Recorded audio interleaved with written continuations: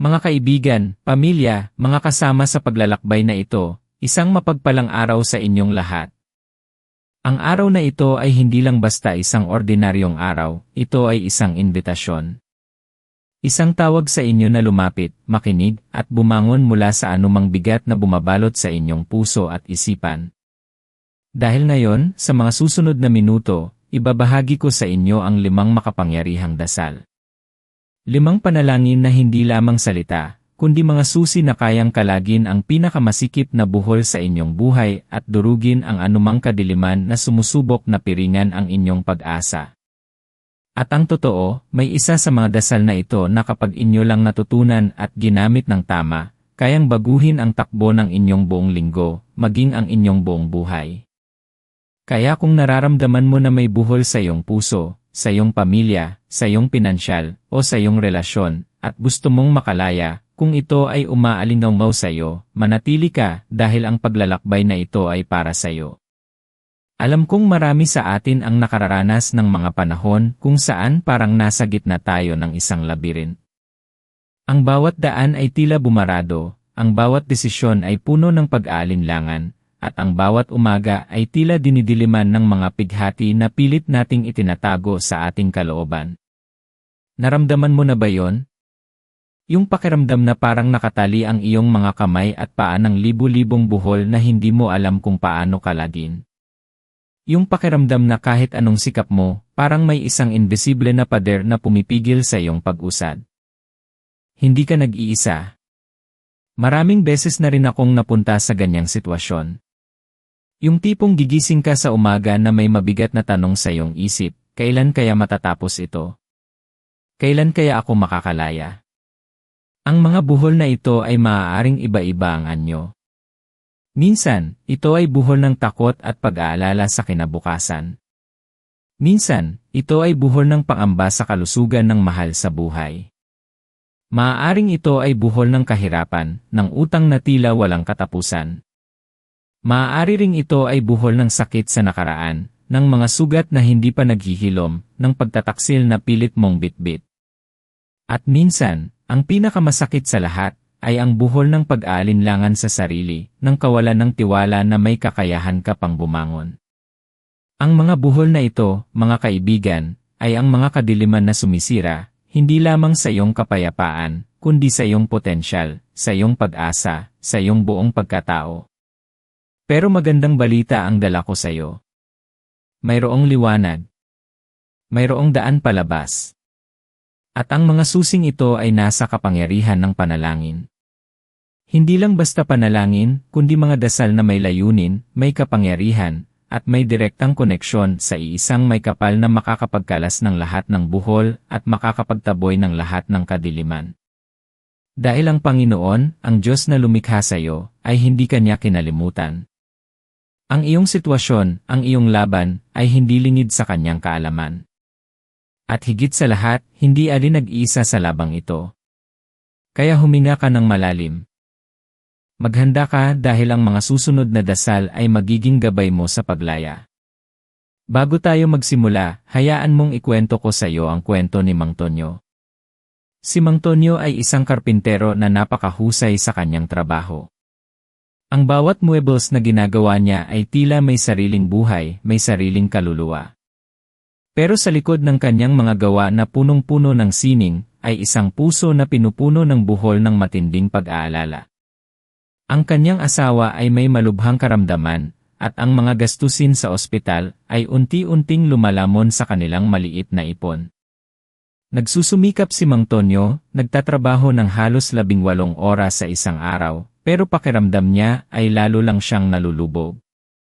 Nabalot siya ng takot, ng kawalan ng pag-asa. Sa bawat ingay ng martilyo, ang tunog na naririnig niya ay ang tibok ng kanyang puso na puno ng takot. Sa bawat hugis ng kahoy, ang nakikita niya ay ang paglipas ng panahon na tila walang solusyon. Ito ang buhol ng matinding takot at kawalan ng pagkontrol na bumabalot sa napakarami sa atin. Naramdaman mo na ba ang ganitong pakiramdam, na parang anuman ang gawin mo, hindi sapat, at ang takot ay lalo lang lumalaki? Kaya naman, ang unang makapangyarihang dasal na kalas sa buhol ng takot at pag-aalala ay ang dasal ng kalayaan at tiwala.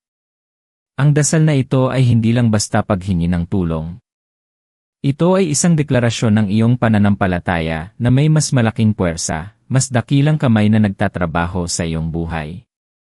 Ang takot, mga kaibigan, ay isang emosyon na may kakayahang i-paralyze ang ating isip at katawan. Kapag nasa ilalim tayo ng takot, ang ating utak ay naglalabas ng cortisol, ang stress hormone na pumipigil sa ating kakayahang mag-isip ng malinaw, maging malikhain, at makakita ng solusyon. Ito ang dahilan kung bakit pakiramdam natin ay naninigas tayo sa takot. Ito ang kadiliman na sumisira sa ating kakayahang umusad. Ang dasal ng kalayaan at tiwala ay nagpapalitaw ng oxytocin at dopamine sa ating utak. Ang oxytocin, ang love hormone, ay pinapakalma ang ating sistema, habang ang dopamine ay nagbibigay ng pakiramdam ng pag-asa at gantimpala.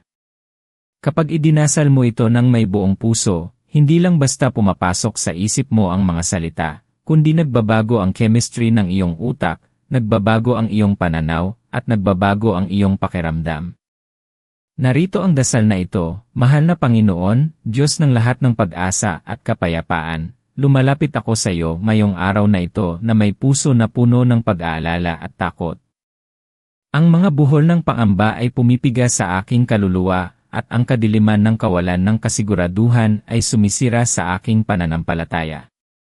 Ngunit sa iyong salita, sinabi mo na hindi mo kami bibigyan ng espiritu ng takot, kundi ng kapangyarihan, pag-ibig, at malusog na pag-isip.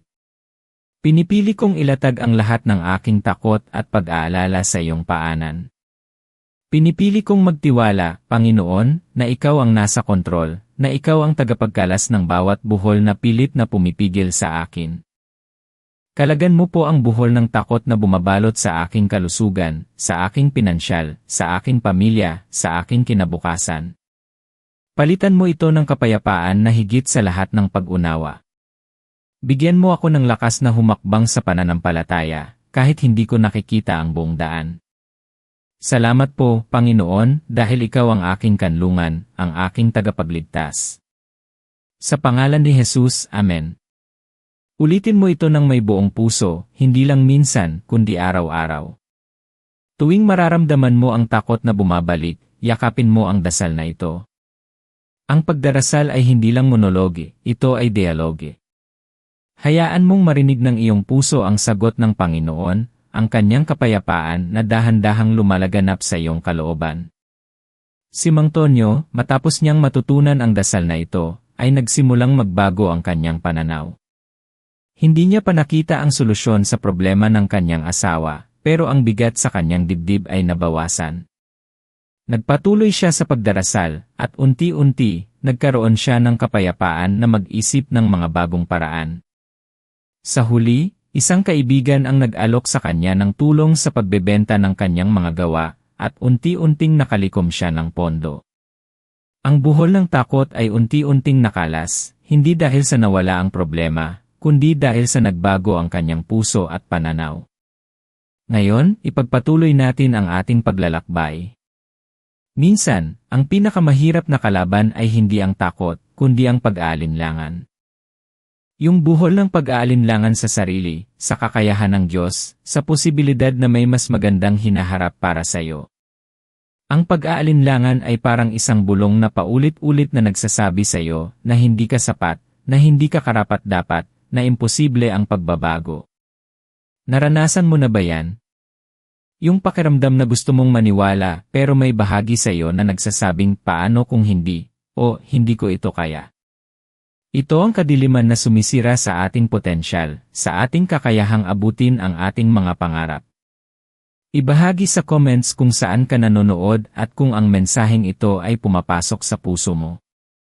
Ito ang isa sa pinakamahalagang paraan para malaman ko na ang ating paglalakbay na ito ay may saysay para sa iyo.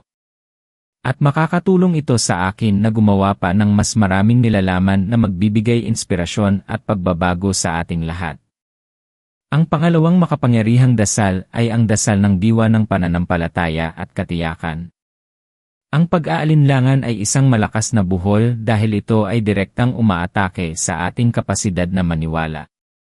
At ang paniniwala, mga kaibigan, ay ang pundasyon ng lahat ng pagbabago. Kung hindi ka naniniwala na may pag-asa, paano ka kikilos? Kung hindi ka naniniwala na kayang gumawa ng himala ng Panginoon, paano mo siya tatawagin?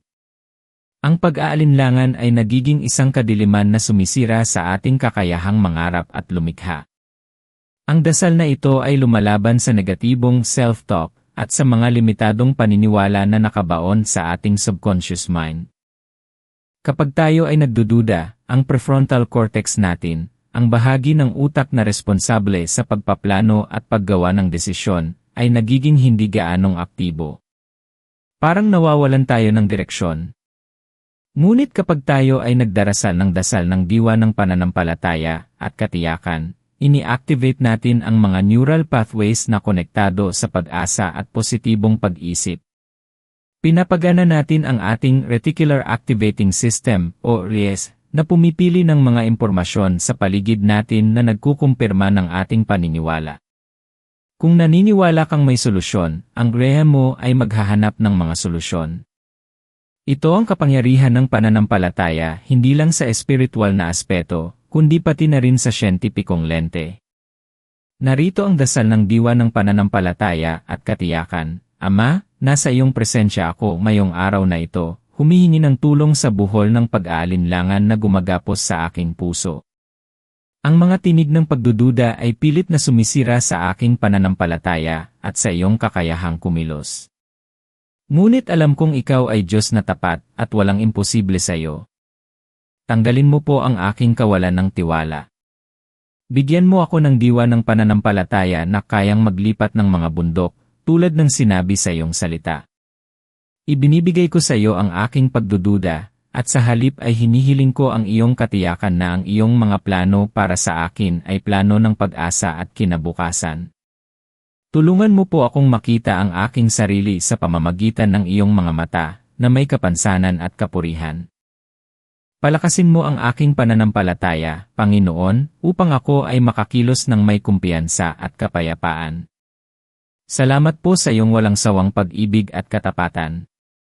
Sa pangalan ni Jesus, Amen.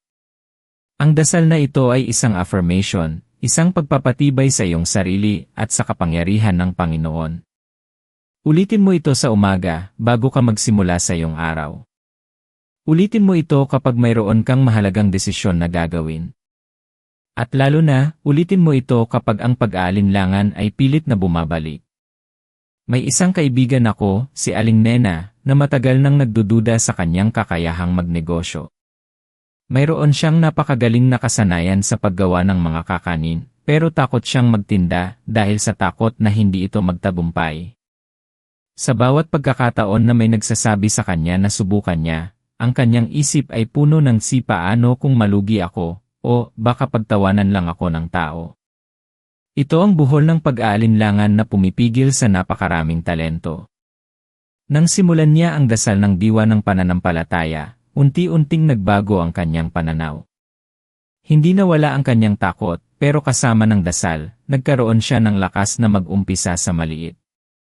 Unti-unting lumaki ang kanyang negosyo, at ngayon ay kilala na siya sa kanilang lugar. Ang buhol ng pag-aalinlangan ay nakalas, at ang kadiliman ng kawalan ng tiwala ay napalitan ng liwanag ng tiwala sa sarili at sa Panginoon. Ngayon, dumako tayo sa isang buhol na napakakomplikado at madalas na nagdudulot ng matinding sakit, ang buhol ng panggagalit at hindi pagpapatawad. Kung mayroon kang sama ng loob, galit, o pait sa iyong puso, dahil sa isang taong nanakit sa iyo, o sa isang sitwasyon na nagdulot sa iyo ng matinding pighati, alam mong ang buhol na ito ay masikip. Ito ang kadiliman na sumisira hindi lamang sa iyong relasyon sa ibang tao, kundi sa iyong kapayapaan sa kalooban. Ang hindi pagpapatawad ay parang pag-inom ng lason at paghihintay na mamatay ang ibang tao. Naranasan mo na ba ang bigat nito? Yung pakiramdam na parang may pader sa puso mo na ayaw mong gibain. Ang pangatlong makapangyarihang dasal ay ang dasal ng pagpapalaya at pagpapatawad. Ang pagkapit sa galit at pait ay isang mabigat na pasanin. Sa neurological level, ang pagkapit sa galit ay nagpapataas ng aktibidad sa amygdala, ang bahagi ng utak na responsable sa fight or flight response. Ito ay nagdudulot ng chronic stress na nakakapinsala sa ating kalusugan at kapayapaan sa paglipas ng panahon. Ang kadiliman ng hindi pagpapatawad ay lumilikha ng isang kulungan sa loob ng ating sarili. Ang dasal ng pagpapalaya at pagpapatawad ay nagpapababa ng aktibidad sa amygdala at nagpapataas ng prefrontal cortex activity na nagpapahintulot sa atin na magkaroon ng mas mahusay na empathy, self-regulation, at conflict resolution. Ito ay nagbibigay daan sa atin na bitawan ang kontrol sa sitwasyon at ipasa ito sa Diyos. Kapag pinatawad mo, hindi ibig sabihin na dinedeni mo ang sakit. Ang ibig sabihin ay pinipili mong bitawan ang kapangyarihan ng sakit na yon sa iyong buhay. Narito ang dasal na ito, makapangyarihang Diyos, ikaw na puno ng pag-ibig at awa, lumalapit ako sa iyo na may puso na nababalutan ng buhol ng pait at galit. Patawarin mo ako sa pagkapit sa mga sugat at sa hindi pagpapatawad sa mga taong nanakit sa akin. Alam kong ang hindi pagpapatawad ay nagiging kadiliman na sumisira sa aking sariling kapayapaan at kaligayahan. Panginoon, bigyan mo ako ng lakas na palayain ang sama ng loob. Kalagan mo po ang buhol ng galit at pait sa aking puso. Tulungan mo akong lumakad sa kalayaan na dala ng iyong pagpapatawad at bigyan mo ako ng kakayahang magpatawad tulad ng pagpapatawad mo sa akin. Linisin mo po ang aking puso mula sa anumang kapaitan. Ibalik mo ang kapayapaan at pag-ibig sa aking kalooban. Salamat po sa iyong pagpapalaya at pagpapanumbalik. Sa pangalan ni Jesus, Amen. Ang pagpapatawad ay hindi isang pangyayari, kundi isang proseso. Maaaring kailangan mong ulitin ang dasal na ito ng paulit-ulit, lalo na kapag bumalik ang sakit. Ngunit bawat pagdarasal ay isang hakbang patungo sa kalayaan. Naalala ko ang kwento ni Rose na nagtago ng sama ng loob sa kanyang kapatid sa loob ng maraming taon dahil sa isang matinding hindi pagkakaunawaan sa kanilang mana. Ang pait ay kumain sa kanyang kaluluwa, naapektuhan ang kanyang kalusugan, at nagdulot ng lamig sa kanyang relasyon sa ibang miyembro ng pamilya. Nabalutan siya ng kadiliman. Nang simulan niya ang dasal ng pagpapalaya at pagpapatawad, hindi agad nawala ang sakit, pero nagsimulang lumuwag ang buhol sa kanyang puso. Unti-unti, nakita niya ang kanyang kapatid hindi bilang kaaway, kundi bilang isang taong may sariling mga laban. Sa huli, nagawa niyang kausapin ang kanyang kapatid, hindi upang manumbat, kundi upang magpatawad at humingi rin ng tawad. Ang kapayapaan na naramdaman niya ay walang kapantay. Ang buhol ng pait ay nakalas, at ang kadiliman ay napalitan ng liwanag ng pagmamahalan at pagkakasundo. Ngayon, dumako tayo sa isa pang buhol na halos lahat ay nakakaranas, ang buhol ng kakulangan at kahirapan. Naramdaman mo na ba ang bigat ng pagkaubos, ng pagkukulang, ng kawalan ng sapat para sa iyong mga pangangailangan at sa pangangailangan ng iyong pamilya? Yung pakiramdam na kahit anong sikap mo, parang hindi sumasapat. Ang buhol ng kahirapan ay isang kadiliman na sumisira hindi lamang sa ating kapayapaan, kundi sa ating dignidad at sa ating kakayahang mangarap. Ang pang-apat na makapangyarihang dasal ay ang dasal ng biyaya at kasaganaan. Ang kakulangan ay madalas na nagsisimula sa isang mindset, isang paniniwala na hindi sapat ang mundo, at hindi ka sapat para matanggap ito. Sa neuroscientific perspective, ang stress na dulot ng kakulangan ay nagpapataas ng cortisol, na pumipigil sa ating kakayahang makakita ng oportunidad at maging malikhain. Ang kadiliman ng kahirapan ay pumipigil sa ating kakayahang mag-isip ng malinaw at gumawa ng matalinong desisyon.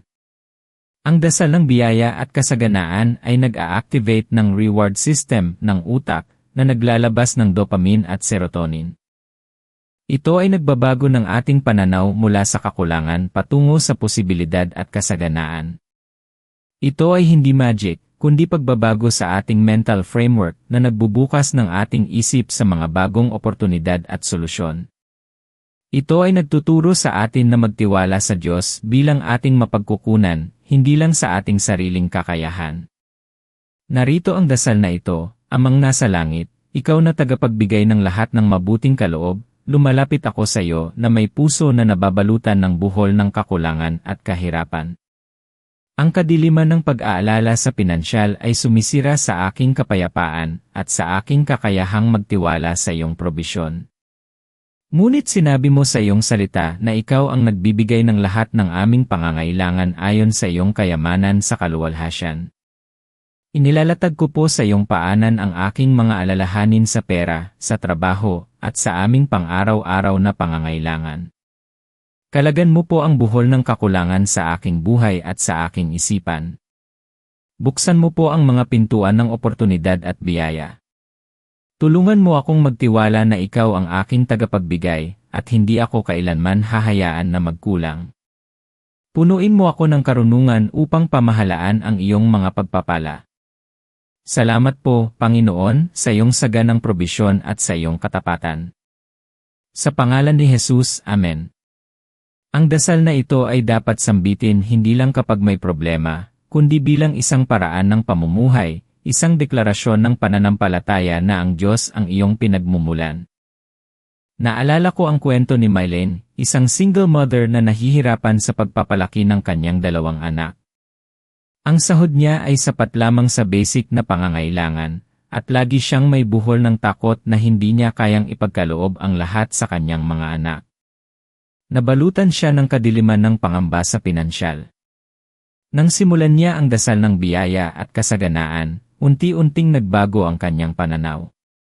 Nagsimula siyang magkaroon ng mas positibong saloobin, naghahanap ng mga paraan upang makatipid at kumita ng ekstra. Isang araw, nagkaroon ng seminar sa kanyang opisina tungkol sa financial literacy, at doon, natuto siya kung paano mag-invest ng maliit na halaga. Hindi nagtagal, nakakita siya ng part-time job na nagbigay sa kanya ng karagdagang kita.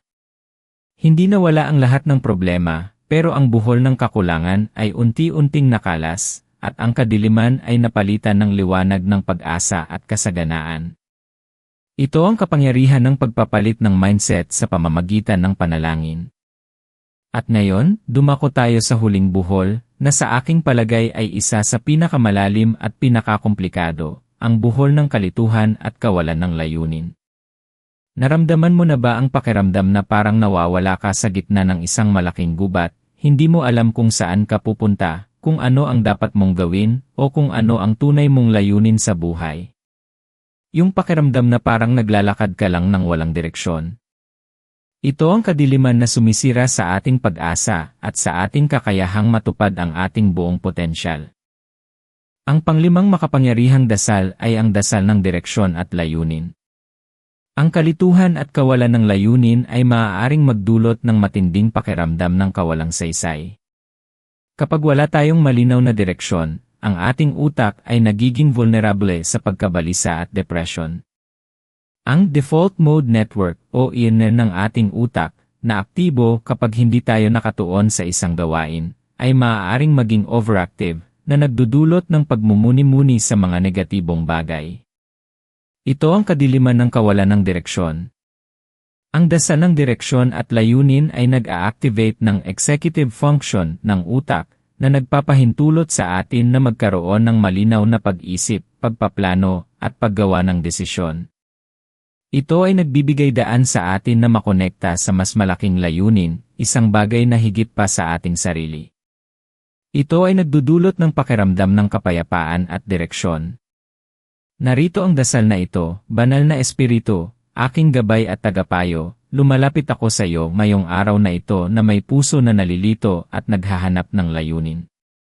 Ang mga buhol ng kawalan ng direksyon ay pumipigil sa akin na makita ang iyong plano para sa aking buhay, at ang kadiliman ng pagkalito ay sumisira sa aking kapayapaan.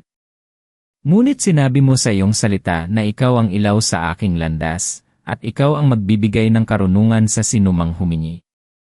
Gabayan mo po ako, Banal na Espiritu. Ilawan mo po ang aking landas. Ipakita mo po sa akin ang aking tunay na layunin, ang dahilan kung bakit mo ako nilikha. Kalagan mo po ang buhol ng kalituhan at bigyan mo ako ng kaliwanagan ng isip. Bigyan mo ako ng lakas at tapang na sundin ang iyong direksyon, kahit saan pa ito patungo. Punuin mo ako ng kapayapaan na dala ng pag-alam sa aking layunin. Salamat po sa iyong walang sawang gabay at sa iyong pag-ibig. Sa pangalan ni Jesus, Amen. Ang dasal na ito ay isang personal na paghahanap sa gabay ng Panginoon.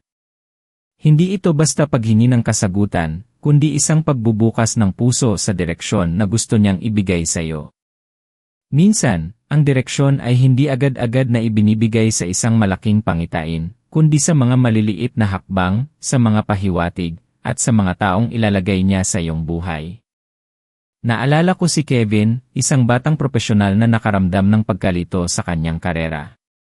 Maganda ang kanyang trabaho, malaki ang sahod, pero pakiramdam niya ay walang kabuluhan ang kanyang ginagawa. Nabalutan siya ng kadiliman ng kawalan ng layunin. Nang simulan niya ang dasal ng direksyon at layunin, nagsimula siyang maging mas sensitibo sa mga senyales sa kanyang paligid. Nagsimula siyang magbasa ng mga libro tungkol sa personal development at spiritual growth. Unti-unti, naintindihan niya na ang kanyang totoong layunin ay hindi lang magtrabaho, kundi magsilbi sa iba. Nagsimula siyang mag-volunteer sa isang organisasyon, at doon, nakita niya ang totoong kahulugan ng kanyang buhay. Hindi niya iniwan agad ang kanyang trabaho, pero nagkaroon siya ng bagong pananaw at bagong drive. Ang buhol ng kalituhan ay nakalas, at ang kadiliman ay napalitan ng liwanag ng layunin at kapayapaan. Mga kaibigan, pamilya, mga kasama sa paglalakbay, nakita ninyo ba ang kapangyarihan ng mga dasal na ito?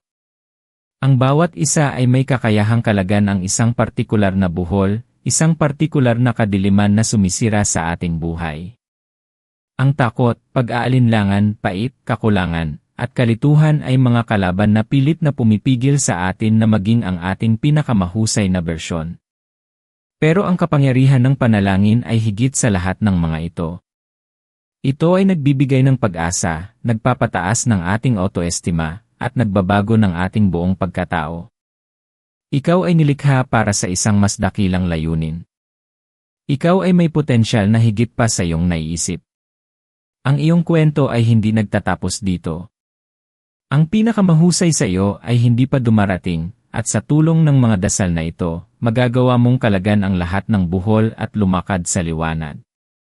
Ngayon, hayaan mong idulog kita sa isang makapangyarihang panalangin. Hayaan mong samahan kita sa paghingi ng tulong sa ating may kapal. Manalangin tayo, mahal naming Ama, Panginoon ng langit at lupa, buong pagpapakumbaba kaming lumalapit sa iyo mayong sandali na ito. Nagpapasalamat kami sa iyong walang hanggang pag-ibig, sa iyong katapatan, at sa iyong biyaya na walang sawang bumubuhos sa aming buhay. Salamat po sa bawat dasal na aming natutunan, sa bawat katotohanan na iyong ipinahayag, at sa bawat pag-asa na iyong ipinagkaloob. Aking Panginoon, dinadalangin ko po ang bawat isa na nanonood at nakikinig sa mensaheng ito. Alam mo po ang kanilang mga puso, ang kanilang mga laban, ang mga buhol na pilit na gumagapos sa kanilang buhay.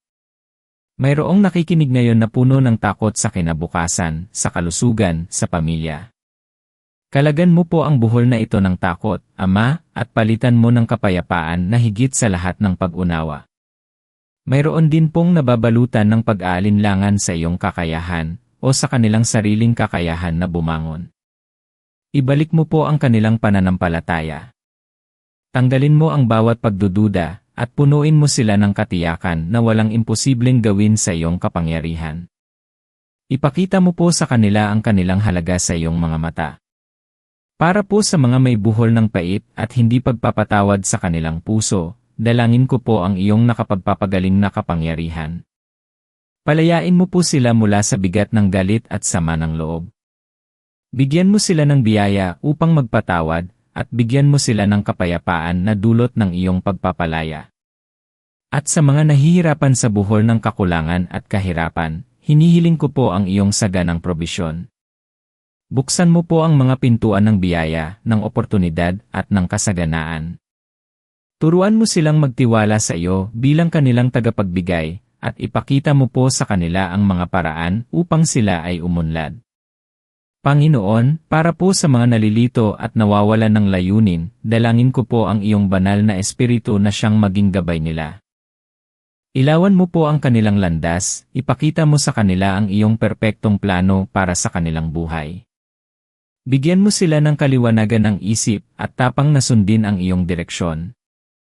Pinaniniwalaan ko po, Ama, na wala kang hindi kayang gawin.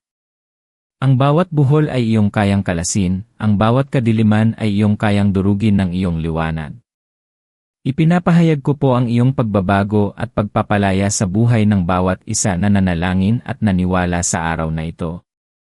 Punuin mo po sila ng iyong lakas, iyong pag-ibig at iyong kapayapaan. Salamat po sa iyong pagdinig sa aming mga panalangin. Lahat po ng ito ay aming hinihiling sa matamis at makapangyarihang pangalan ni Jesus, ang aming Panginoon at Tagapagligtas. Amen. At diyan, mga mahal kong kaibigan, pamilya, kasama sa paglalakbay na ito, nagtatapos ang ating mahalagang pagbabahagi. Ngunit ito ay simula pa lamang ng iyong paglalakbay tungo sa isang buhay na puno ng kalayaan at kapayapaan. Tandaan, mayroon kang lahat ng kailangan mo sa loob mo upang labanan ang anumang kadiliman at kalagan ang anumang buhol. Ibinigay na sa iyo ng Diyos ang lahat ng sandata. Ito ang mga dasal na magiging gabay mo. Kung ang mensaheng ito ay nakapagpabago ng iyong puso at nagbigay sa iyo ng pag-asa, isang pakiusap, ibahagi mo ito sa isang tao na sa tingin mo ay nangangailangan din nito. Maaaring ang isang tao na pinag-iisipan mo ngayon ay naghahanap din ng liwanag. At kung hindi ka pa nakakapag-subscribe sa channel na ito, ngayon na ang tamang panahon para gawin yan. Pindutin mo lang ang subscribe button at ang bell icon para lagi kang updated sa mga bagong video na makakapagbigay inspirasyon at pagbabago sa iyong buhay. Mayroon pa tayong napakaraming paglalakbay na tatahakin, at gusto kong kasama ka namin sa bawat hakbang. Maraming salamat sa iyong oras, sa iyong tiwala, at sa iyong bukas na puso. Naway ang kapayapaan at biyaya ng Panginoon ay manatili sa iyo, ngayon at magpakailanman. Hanggang sa susunod nating pagkikita, patuloy kang magtiwala, patuloy kang lumaban, at patuloy kang manalangin. Tandaan, ikaw ay mahalaga, ikaw ay espesyal, at ang iyong buhay ay mayroong napakagandang layunin. Salamat at pagpalain ka.